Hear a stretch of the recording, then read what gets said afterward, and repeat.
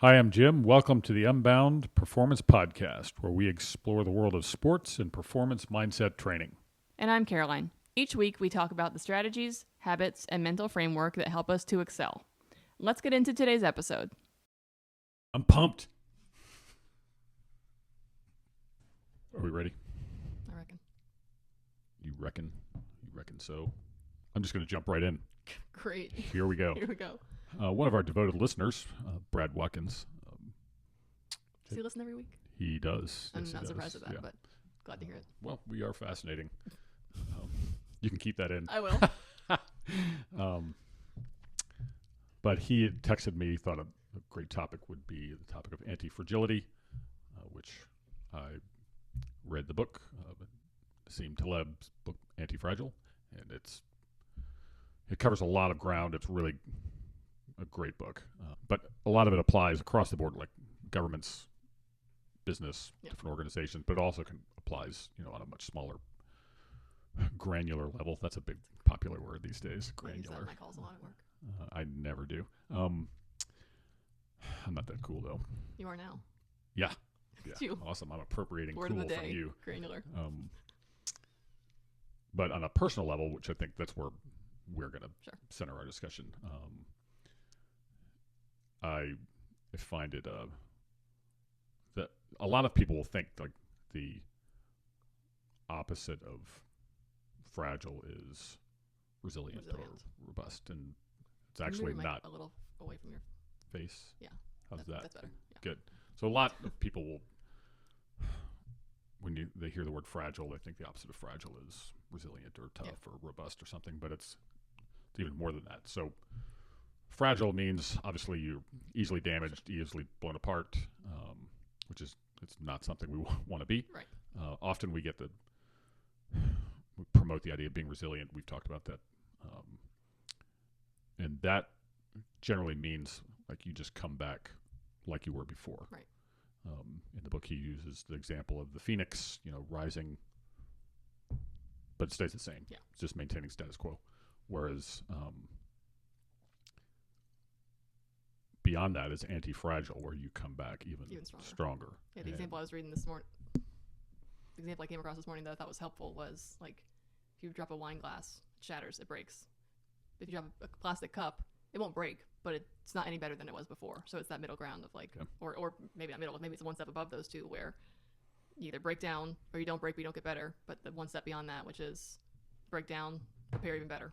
Like but he uses the example of the Hydra, like Hercules cuts the head off to grow back, better and stronger. Yeah. So that is the goal. And I remember I'd actually recommended Tim Crother's book on Ants Endurance and the UNC women's soccer team. It's called The Man Watching, and I recommended that to our friend Paige Reeve at Level 7 High Performance this morning. We were talking about Ants Endurance, and that book came up. But in there, one of the fascinating stories, examples he gives is they were always trying to look to inject chaos into their program so that they would be comfortable under those kinds of conditions. So one of the examples, they were in an airport, had a layover in Denver, and he told one of his players to find a movie they could go see that would make it really close to us getting back in time to catch our flight. So that's what happens, and it's a bold move right there. So they go to the movie. As soon as the movie's over, they're running out of the movie theater. Yeah, they fly back to the airport. They're sprinting through the airport to their gate. But the whole point of it, they weren't doing it, oh my God, we got to hurry up, we're going to miss the plane. Yep. Instead, it was like total attack mode, fun, this is awesome, let's go. Well, it adds a level of like exhilaration to it, especially in that case too, where the coach set it up with the intention of adding that chaos in. You face it as a challenge that you want to win, not like, oh shit, we're going to miss our flight, and then, oh well, what if we miss our flight? Then we'll be late for this, and then what if that happens? But viewing it as like, we will not miss this flight, and this is exhilarating and a challenge and a charge is a whole different idea. I remember around the same time Hugh McCutcheon was coaching the men's volleyball team in the Olympics in Beijing, and one of his in-laws was attacked and actually killed, and he wound up missing 3 of the matches in the tournament. And when he was asked afterwards when they won the gold medal, he said, "Were you nervous that you were going to miss these games? We're nervous for your team." He goes, "No, we train so that they don't need me." And that was a game changer for me in terms of coaching and preparation. It aligned kind of perfectly with the chaos story from Anson Dorrance and the soccer program at UNC. And so, I mean, we very intentionally, like the two women who were former players, they were so into it that were coaching with me. So we did that kind of thing all season long. And I remember at one point during the year, I was making out the lineup between sets. I got interrupted. Oh yeah, I think you mentioned this to me. Yeah, I think I have. And I goofed up the lineup, turned it in. They walk out onto the court.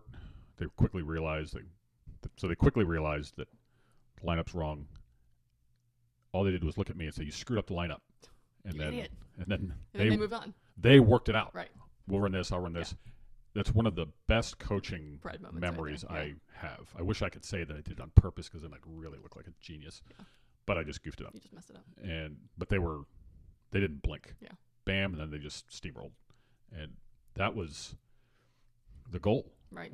To give them that skill to know that they could do that and not have the freak out, the panic moment, the waste of time. Absolutely. Those 6 points that let the other team score before they figured their mess out. And I remember in the state finals that year, I had so many people afterwards tell me that was the best I've ever seen one of your teams play in the championship game. So that team that you practiced those chaos drills with and messed up the lineup won the states, and people said it was the best team they've ever seen. It was the best performance under those pretty stressful conditions. Yeah.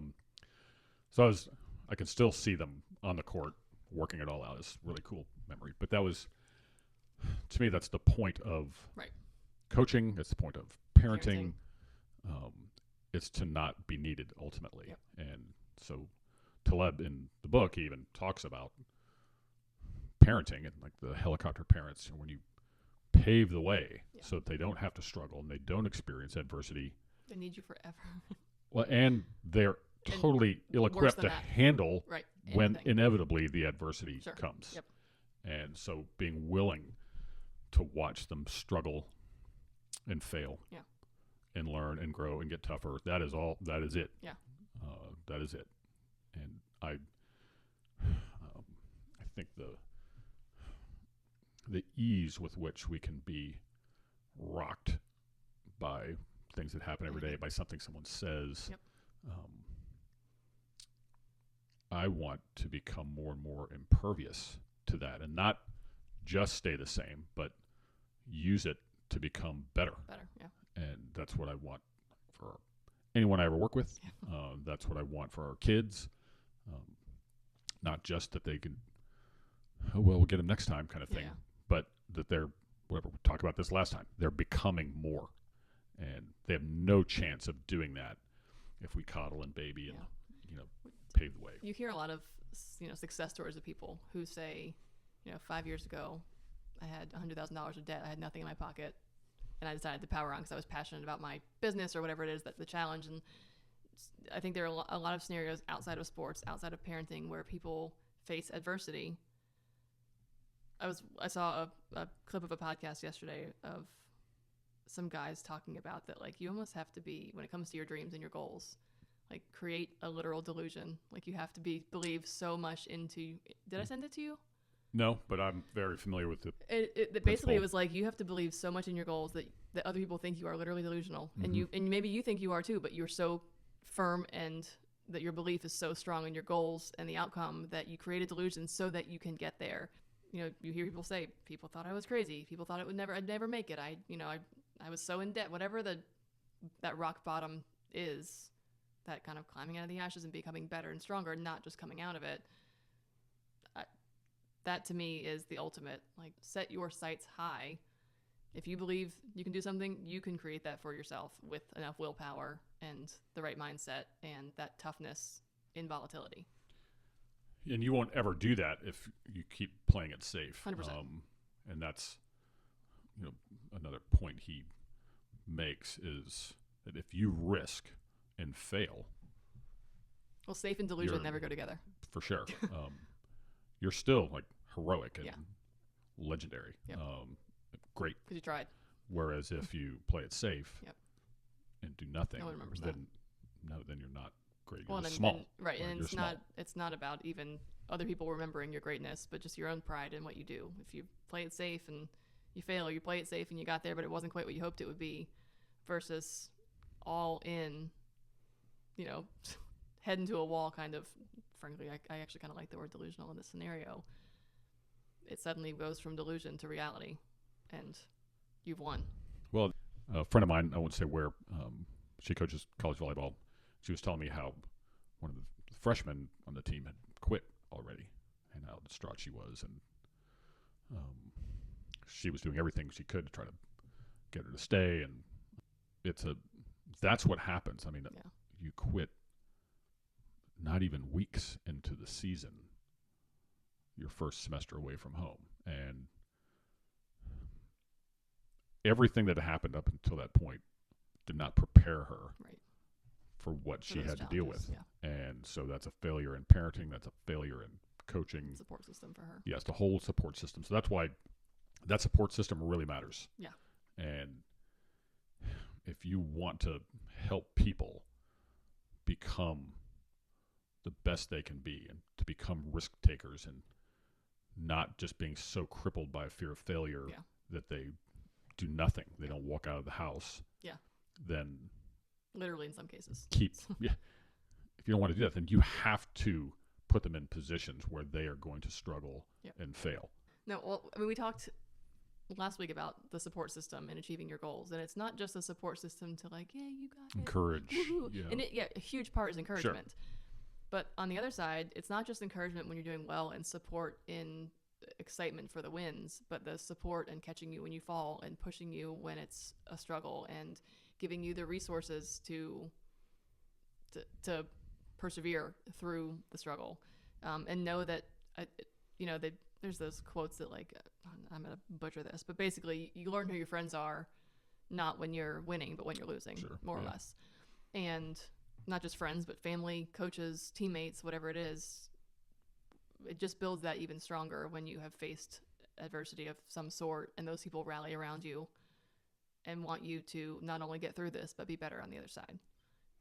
And that's there's this great scene in the book Lonesome Dove by Larry McMurtry, won a Pulitzer Prize, where they have these two retired Texas Rangers. They're leading this cattle drive from Texas to Montana, and one of them has a son on the drive. And over the course of this trip, this journey, his stock rises and rises within the organization till he wants to name his son top hand, which he's still young. He's a teenager. So some of the older Cowboys, they're not too thrilled with this. One of them picks a fight. He's a grown man. And so picks a fight with the kid. With the kid. Yeah. And his dad just sits on the horse and watches, does not intervene. His son is losing the fight, but he keeps getting up, and he keeps getting up. He just never stays down till it gets to the point where he has won the respect of the other guy. Everyone watching. Yeah. And they finally stop it. Yep. And then the kid tells the grown man, all right, I get back to work. Yeah. And you can see the pride on the dad's face as he sees this, knowing he is ready for this. Yeah. But he would not have been ready. He would have not earned that respect if he'd just jumped in and stopped everything. And then he would just be daddy's boy or whatever. Yep. I never forgot that scene. I read that book a long time ago. It's brilliant. But I try to remember that as a parent. It's just not advisable to always keep intervening to save the day, because then they never have a chance to get tougher, better. They won't even stay the same. They'll get weaker. Yeah. And they'll get more fragile, which is the exact opposite of what we want done. Well, we talked about the parent roles in sports on last week's podcast, which, if you're listening to this today, would have been the September 3rd episode. The parent role in sports of a fan, participant, referee, or coach. and that the fan support system is kind of the role to be in, and that is support with wins, that is support with losses, that is support with whether your kid plays or starts or rides the bench the whole time, and making sure that they learn those lessons. Like I know something for me that, and again, I don't know, my recollection to 20 plus years ago is mediocre at best, but I don't know what it was, whether it was my parents teaching me or if I think my parents really just taught me manners, and so I hadn't figured out how to apply that in the rest of my life outside of like the dinner table. You notice my elbows are not on the table right now. I do. That's just more comfortable, actually. My parents taught me nothing. We're not eating. Just kidding. But like in those instances where I wasn't playing or I didn't start, maybe in my own mind I would have my own pity party, but I never showed it. I always was supportive. I would lead the cheers. I would always be the first to grab water for someone as we came off the bench for a timeout, whatever that is. And again, I could have either pouted and been like, oh, I'm not playing anymore, or now that I'm injured, or I post-surgery my junior year, I wasn't playing as much. I just couldn't hit the balls. Like I just couldn't do my job. And so my senior year was a lot of supporting the team through it. And I could have said, oh, well, I can't play anymore, so I'm going to be done, or I'm going to pout about this or have this pity party. But instead, I just reframed my role on the team and jumped on board with that. And that, again, was something that has led me in my professional career, in my family, in a marriage, in being a parent, like all of that ability to, reframe in a challenging scenario will take you so much farther than venting about it, which is another episode we talked about, and not creating a solution. Well, I think I was just listening to an episode of Max Out Mindset, Larry Whitman's podcast, named after the book of the same title. But he had a guest on, a superstar player, Brooke Dunville, I believe was who it was. But she talked about being in that very position, with someone who experiences extreme success, never comes off the court, then all of a sudden ripped away for whatever reason. We need you to do this. We need you to not play. Yeah. Our team is better off with you not playing right now. Right. And at those levels, that is the conversation. Yes. It's not some unknown. Like, that is the very frank conversation you'll have at those more elite levels. Like, because coaches recognize, too, that, like, it's not just, if they just blindly stop playing you, well, that leaves everybody in an awkward position, uncomfortable, unknown. So it is that conversation of. Well, she talked in this episode, it was a great episode, about, like, the person who was now playing for her what a great job she did as someone who was on the bench, supporting her and set a great example for how she should go ahead and behave as well. Yep. And I think that, all of this is just so important from a athletic standpoint or youth sports or whatever, if we want to talk about that. But I don't care what it is you're doing. At some point, you're going to struggle. You're going to have to take a seat. Yep. You're going to be a backup. Yeah. Whatever it is. And if you never learn how, you don't have to love it. Right. And be thrilled. You should obviously keep working your butt off to keep getting better. But you also aren't blown away. Oh my gosh, I'm ruined. Yes. Well, it goes back to the identity and purpose behind why you're doing this. I mean, for me, it was my senior year, and a sophomore was who replaced me. And so here I was, the starting right side as a senior, like had been playing the whole time. And then it wasn't another senior who had been riding the bench behind me for the last 4 years. It was a sophomore who had barely played a lick. And so it was not only supporting her as my replacement, but also teaching her how to be a leader on the court. Like, if you replace a senior with a sophomore, it's not just replacing player for player. It's a leadership role on the court. It's a awareness of the game at that level. Mm-hmm. And so I recognized that I didn't only have to support her in, watch out, that blocker does X, Y, and Z. You need to hit this direction. But, like, when she, hit a ball out of bounds, how to respond to that so that she could maintain her composure and be that successful replacement on the court and replace not only my physical point scoring skills on the court, but also the leadership that I brought that was no longer there. That was a little interesting. Like, it just added another layer of complexity to my needing to support her in more ways than one. When you look back on that now, though, you're pretty proud of Oh, how yeah. you conducted yourself? Yeah, it's funny. A lot of, well, my husband specifically sometimes says, like, do you ever wish you didn't play? Because my shoulder was operated on twice while I was playing, once when I was done so I can pick up my kids now. And he kind of jokes about not wanting our daughter to play. He's like, because you got so injured. I'm like, well, I don't think there's any sport that doesn't have some recurring injury in it, for starters.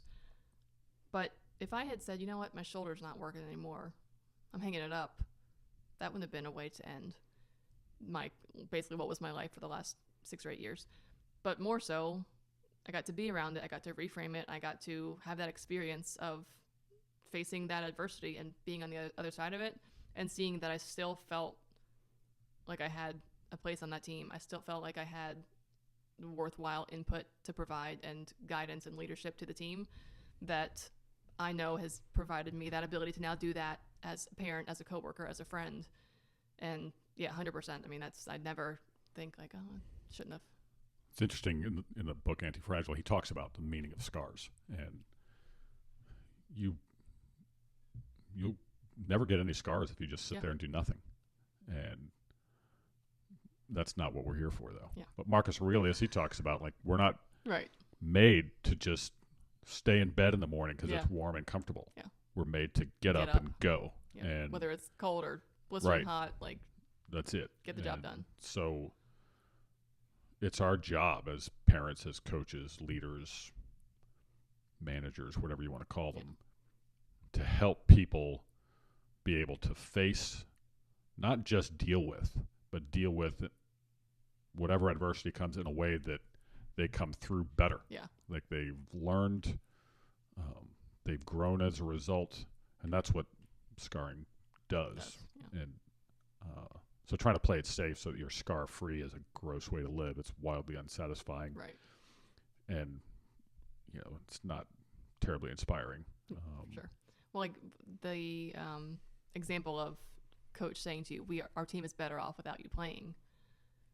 Even just phrasing it that way is a way to. It's pretty stark.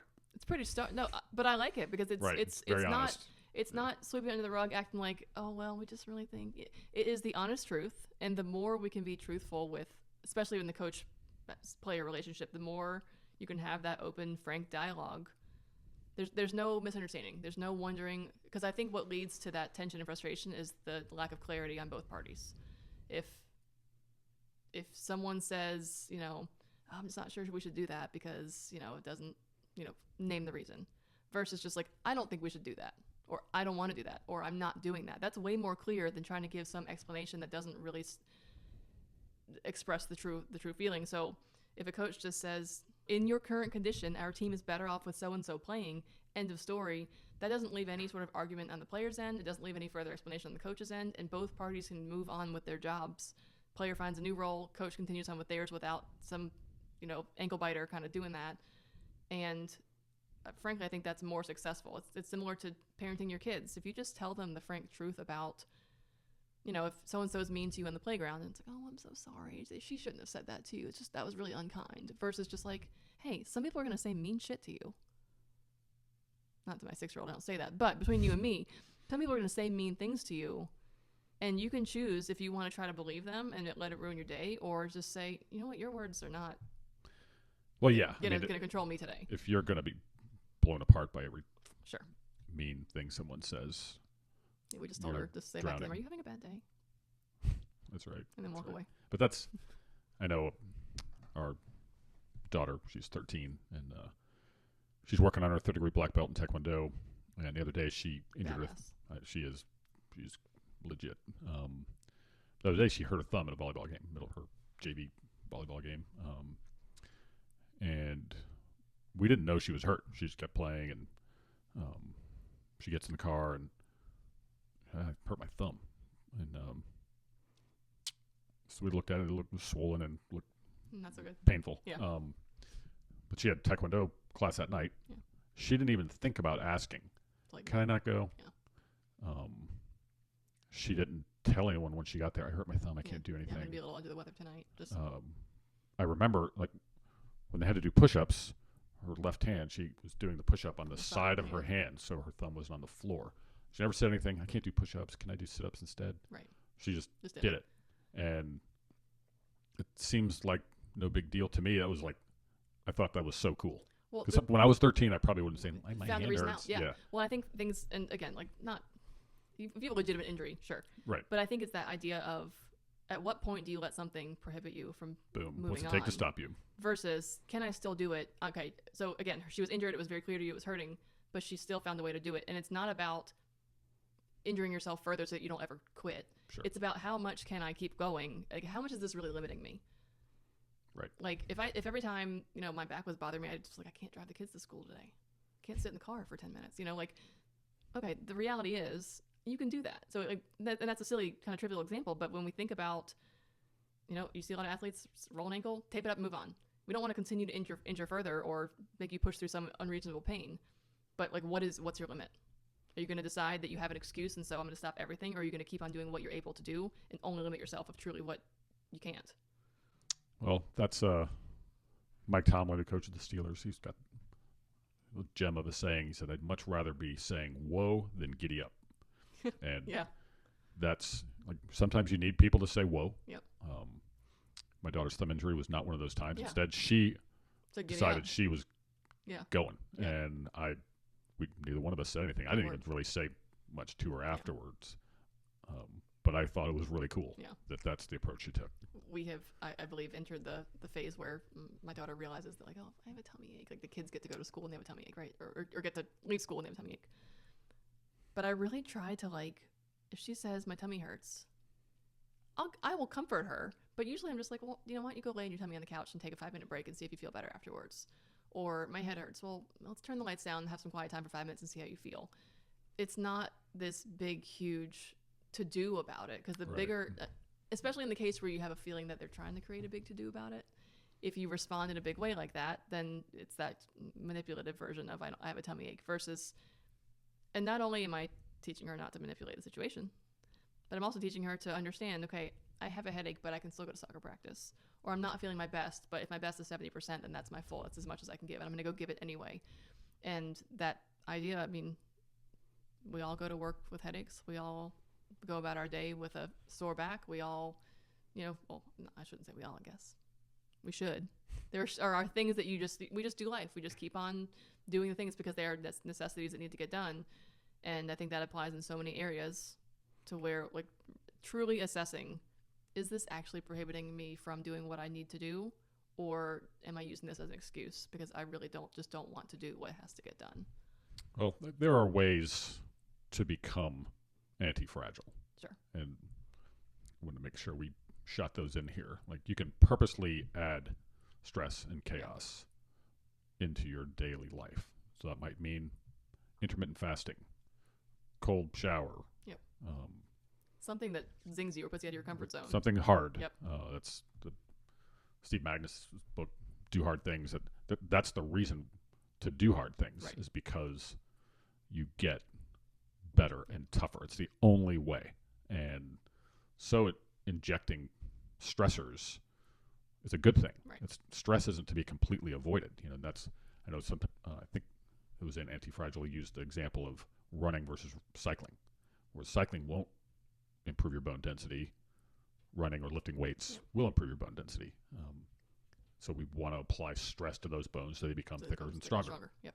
Same principle in terms of our general daily existence. And put stress on your willpower. Yeah. Make it stronger. For sure. That's I know Andrew Huberman, his Huberman lab, he talked about how important it was to have things in your daily life that were hard, difficult, painful. You don't like doing it. Yeah.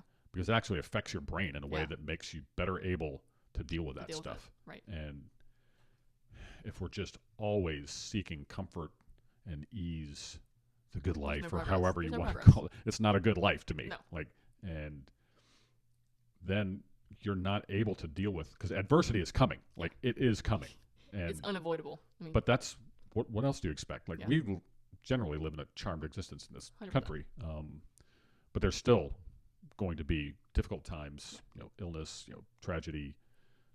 How will you be ready to deal with that? Yeah. Well, by preparing. Yep. That's how. Yeah. And it can be done. We hope you enjoyed this episode of the Unbound Performance Podcast. Your support helps us continue to build our community. If you're enjoying this content, please like, subscribe, and share.